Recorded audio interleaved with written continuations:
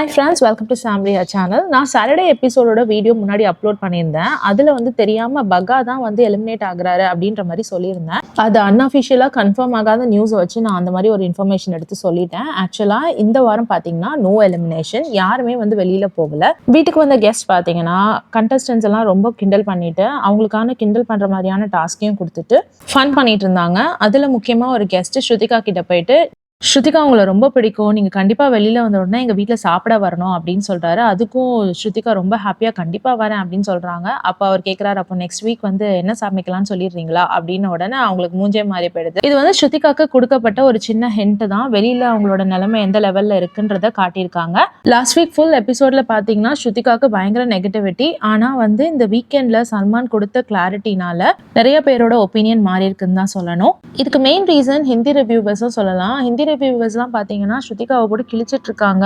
அவங்கள வந்து ஃபேக்குனோ, அவங்க ட்ராமா குயினோ அவங்கள ரொம்ப நெகட்டிவாக ப்ரொஜெக்ட் பண்ணிட்டு இருக்காங்க. இதுதான் நார்த் சைடில் அவங்களுக்கு கிடைச்சிருக்க நெகட்டிவிட்டிக்கு ஒரு மூல காரணம்னு சொல்லலாம்.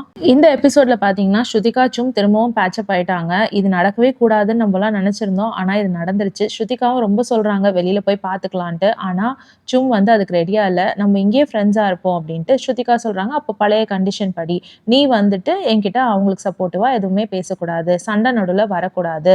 கரண் ஷில்பா பத்தி நான் எதுவும் உன்கிட்ட பேச மாட்டேன், நீயும் என்கிட்ட அவங்கள பத்தி பேசக்கூடாது. இதுக்கு ஓகேனா நம்ம வந்து இங்கேயே ஃப்ரெண்டா இருக்கலாம் அப்படின்ற மாதிரி ஸ்ருதிகா சொல்றாங்க. ஸோ இதனால அவங்க 2 பேர் திரும்பவும் பேட்சப் ஆயிடுறாங்க. சும் வேற ரொம்ப பாவமா, உனக்காவது வந்து பகா இருந்தாரு, எனக்கு யாருமே இல்லை, நான் எவ்ரி நைட் அழுதுட்டே இருந்தேன் தெரியுமா அப்படின்ற மாதிரி சொல்றாங்க. இதை கேட்டு ஸ்ருதிகாக்கு ரொம்ப மனசு கஷ்டமாயிடுது. ஆனா நம்ம பார்த்த வரைக்கும் சும் கரண் ஷில்பாவோட ஜாலியா பேசிட்டு தானே இருந்தாங்க. ஸ்ருதிகா தான் ஒரு ஓரமா போய் உட்காந்து யாரோட என்ன பண்றதுன்னு தெரியாம முழிச்சிட்டு இருந்த மாதிரி இருந்தது.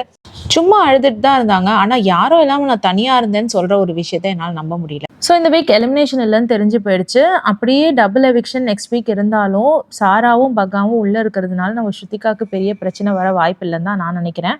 அன்லெஸ் அண்ட் அன்டில் ஸ்ருதிகா வேற லெவலில் எதனா பிரச்சனையில மாட்டாத வரைக்கும் அவங்களுக்கு ஆபத்து இல்லைன்னு தான் நினைக்கிறேன். 57 எபிசோட்ல பார்த்தீங்கன்னா கரண் திக்விஜய்க்குலாம் பயங்கர ரோஸ்டிங் நடந்தது. ஸோ இதை பற்றின டீட்டெயில்டு எக்ஸ்பிளனேஷனை நான் நைட்டு போடுறேன். இப்போ வீட்டுக்குள்ள நாமினேஷன் ப்ராசஸ் போயிட்டு இருக்கு. ஸோ என்ன நடக்குது ஏது நடக்குதுன்றதை நான் நாளைக்கு உங்களுக்கு இன்ஃபார்ம் பண்றேன். வேறொரு வீடியோவில் திரும்பவும் மீட் பண்ணலாம். Until then, it's bye from Jemima. Take care.